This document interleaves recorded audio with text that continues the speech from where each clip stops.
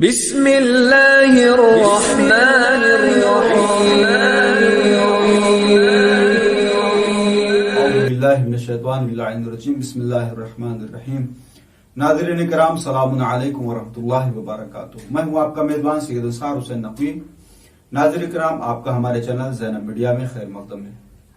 میں ہمیشہ کی طریقے سے پھر آپ کی خدمت میں ایک نئے موضوع کے ساتھ حاضر ہوا ہوں۔ ناظرین کرام، ہمارا آج کا موضوع ہے غدیر خم، جس پر بیان کے لیے ہمارے ساتھ موجود ہیں حجت الاسلام والمسلمین علی جناب مولانا سید محمد ثقلین رضوی صاحب قبلہ۔ آئیے میں آپ کو مولانا سے روبرو کراتا ہوں۔ مولانا صاحب السلام علیکم ورحمۃ اللہ وبرکاتہ۔ وعلیکم السلام ورحمۃ میں اللہ۔ سب سے پہلے آپ کو اس عید سعید کے اوپر مبارکباد پیش کرتا ہوں، اور آپ کا اپنے اس چینل زینب میڈیا میں خیر مقدم کرتا ہوں۔ جیسا کہ آپ مستحضر ہیں کہ ہمارا آج کا موضوع غدیر خم کا اجمالی تعارف ہے۔ اسی سلسلے سے میں چند سوالات جو ناظرین کرام کی طرف سے مجھ تک پہنچے ہیں، میں ایک کے بعد دیگرے جیسا کہ وقت رہا میں آپ کی خدمت میں پیش کروں گا۔ تو سب سے پہلا سوال مولانا صاحب جو آپ کی خدمت میں ہمارا وہ ہے، وہ یہ ہے کہ غدیر خم کو غدیر خم کیوں کہتے ہیں؟ اس کا جو ہے وہ مختصر تعارف اگر آپ ناظرین کرام کے لیے پیش کر دیں تو میں بہت ہی زیادہ ممنون ہوں۔ اعوذ باللہ من الشیطان الرجیم، بسم اللہ الرحمن الرحیم، وبہ نستعین وہو خیر المعین۔ ناظرین گرامی، اس عید سعید، عید غدیر کے موقع پر آپ کو مبارکباد اور ناظرین کو مبارکباد پیش کرتا ہوں۔ آپ کا سوال کہ غدیر خم کو غدیر خم کیوں کہتے ہیں، بہت اچھا سوال ہے۔ یہ غدیر جس کا ہم تعارف کرانے جا رہے ہیں جی، یہ بہت ہی مشہور و معروف عید ہے، اور جسے عید اللہ الاکبر اور اشرف الاعیاد کہا جاتا ہے۔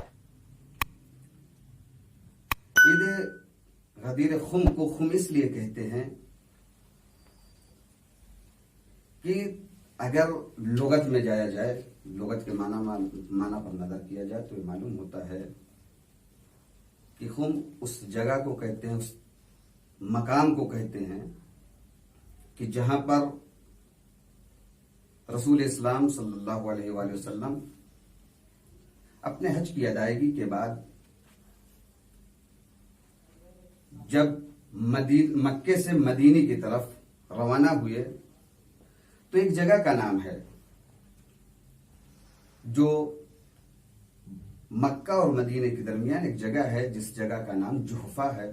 وہاں پر یہ جگہ واقع ہے جسے غدیر خم کہا جاتا ہے۔ سبحان اللہ، ماشاء اللہ، بہت ہی عمدہ آپ نے جواب دیا۔ مطلب دوسرا سوال ہمارا آپ کی خدمت میں یہ ہے کہ غدیر خم جو ہماری یہ غدیر عید غدیر جس کو کہا جائے، یہ اس کی فضیلت اہل بیت علیہ الصلوۃ والسلام کے بیان میں یا مثلا کہ علماء کے بیان میں یہ کیا ہے؟ آپ کا یہ سوال بہت بہترین ہے کہ جس میں آپ نے فضیلت غدیر کے بارے میں مجھ سے سوال کیا ہے۔ بہرحال اس کے بارے میں رسول اسلام صلی اللہ علیہ وآلہ وسلم کا ایک جملہ ہے کہ جس میں آپ نے فرمایا کہ یوم غدیر خم افضل اعیاد امتی۔ غدیر خم یعنی روز غدیر خم ہماری امت کے عیدوں میں سے افضل ترین عید ہے۔ سبحان اللہ۔ کرے اس کی غدیر کی عظمت، غدیر کی عظمتوں تک الفاظ کی رسائی نہیں ہے، بے شک، اور اس کی فضیلتوں کو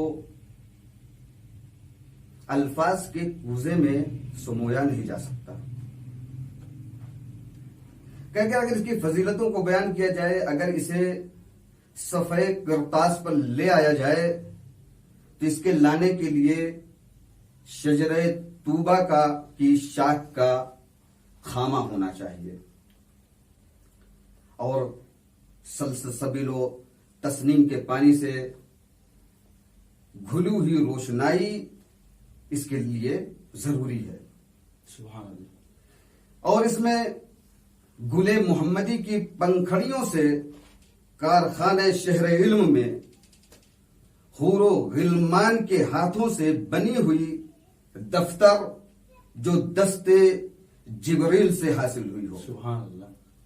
فرشتوں کے جھرمٹ میں اور نور کے احسا میں چار کل اور ناد علی کو دم کر کے نظر بد اور بد نسب کے چنگل سے محفوظ ہونے کا نام ہے. سبحان اللہ. کیوں؟ اس لیے کہ غدیر صرف ایک تاریخی واقعہ نہیں ہے بے شک. کہ جس کو تاریخ میں کے دامن میں تلاش کیا جائے. نہ یہ غدیر صرف ایک تاریخی واقعہ ہے اور نہ یہ غدیر صرف ایک جگہ کا نام ہے جسے دنیا کے جغرافیائی میں تلاش کیا جائے، ڈھونڈا جائے. سبحان اللہ. بلکہ غدیر ایک تہذیب ہے، ایک تمدن ہے، سبحان ایک تفکر ہے، ایک عقیدہ ہے. غدیر کاروان رسالت کا، کاروان امامت سے نقطہ اتصال کا نام ہے. سبحان اللہ. غدیر عالم خلقت کا ثمرہ ہے اور اتمام مکاتب توحید کا نتیجہ ہے. سبحان اللہ. سبحان اللہ. ماشاء اللہ. ایک اور سوال اگر اجازت ہو تو آپ بسم اللہ.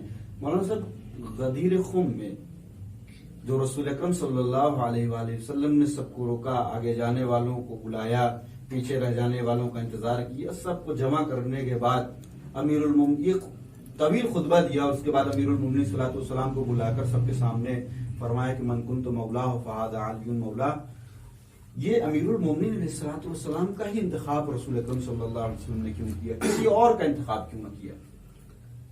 بہرحال یہ آپ کا سوال بہت ہی بہترین ہے شکریہ. کہ آیا غدیر خم کے موقع پر، یا یوں کہہ دیا جائے حج کی ادائیگی کے بعد، جب رسول اسلام صلی اللہ علیہ وآلہ وسلم مکے سے مدینے کی طرف جا رہے تھے، مکے سے مدینے کی طرف آہستہ آہستہ جوحفے کی سرزمین کی طرف بڑھ رہے تھے، تو اسی اسنا میں جب یہ مقام غدیر پر پہنچے تو اچانک رسول نے مجمع کو روکنے کا حکم دے دیا کہ یہاں پر مجمع کو روکا جائے. جو حضرات آگے بڑھ گئے ہیں ان کو پیچھے بلایا جائے اور جو لوگ پیچھے رہ گئے ہیں ان کا انتظار کیا جائے. اور جب سب ایک جگہ جمع ہو گئے اس جگہ پر، تو ایک مرتبہ رسول اسلام صلی اللہ علیہ وآلہ وسلم نے لوگوں سے مخاطب ہو کر فرمایا تھا، الست اولا بکم من انفسکم. تو تمام مجمع کے لوگوں نے ایک زبان ہو کر فرمایا تھا کہ بلے یا رسول اللہ. اس لیے ترجمے کی ضرورت نہیں ہے. بلے یا رسول اللہ. اس وقت جب رسول اسلام صلی اللہ علیہ وآلہ وسلم نے علی کا ہاتھ پکڑا اور پکڑنے کے بعد بلند کیا اور اس کے بعد فرمایا من کنتو مولا ہو فہذا علی مولا. لیکن عزیزو، اصل جواب یہاں سے شروع ہوتا ہے کہ آیا رسول اسلام نے علی ہی کا انتخاب کیوں کیا؟ جی.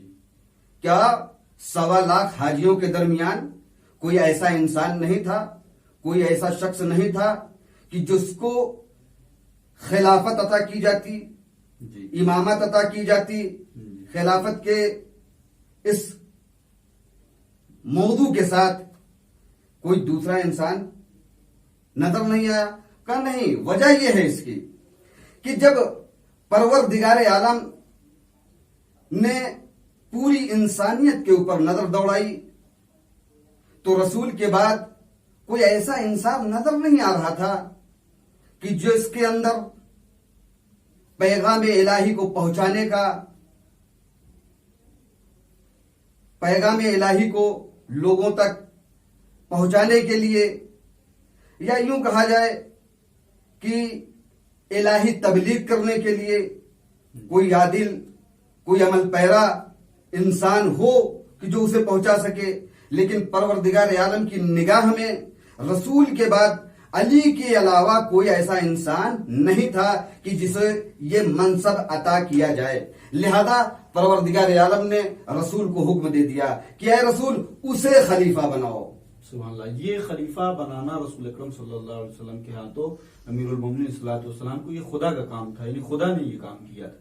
جی، سبحان اللہ۔ وجہ یہ ہے کہ خدا نے خلافت کو منسوب کیا لیکن رسول کے ہاتھوں سے۔ اس کا سبب کیا ہے کہ رسول کے ہاتھوں سے کیوں منسوب کیا؟ منسوب اس لیے کیا کہ اگر رسول خود سے علی کو خلیفہ بنا دیتے تو لوگ اعتراض کرتے کہ رسول نے اپنے داماد کو خلیفہ بنا دیا، اس لیے کہ یہ خلافت وراثت میں جا رہی ہے، اور پروردگار یہ نہیں چاہتا تھا کہ ہماری خلافت وراثت کے تحت چلے، دیکھنے والا یہ سمجھے کہ رسول نے خود سے خلیفہ بنایا۔ اسی لیے پروردگار کا یہ انتخاب تھا کہ ہم علی کو خلیفہ بنائیں گے لیکن رسول کے ہاتھوں سے۔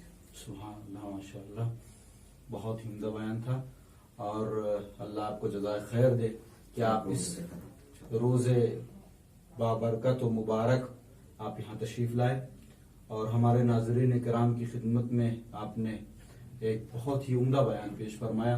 مولانا صاحب انشاءاللہ ہم آپ کو دوبارہ بھی زحمت دیں گے، اور اسی طریقے کے ایام میں انشاءاللہ تعالی آپ کی خدمت میں ناظرین کرام کے سامنے ایک بار پھر حاضر ہوں گے، اور میں آپ سے ایک مرتبہ پھر جو ہے وہ شکریہ ادا کرتا ہوں۔ اور اب ناظرین کرام میں آپ سے بھی شکر گزار ہوں، انشاءاللہ پھر نئے ایپیسوڈ میں آپ سے ملاقات ہوگی۔ آپ اپنا خیال رکھیں، والسلام علیکم ورحمۃ اللہ وبرکاتہ۔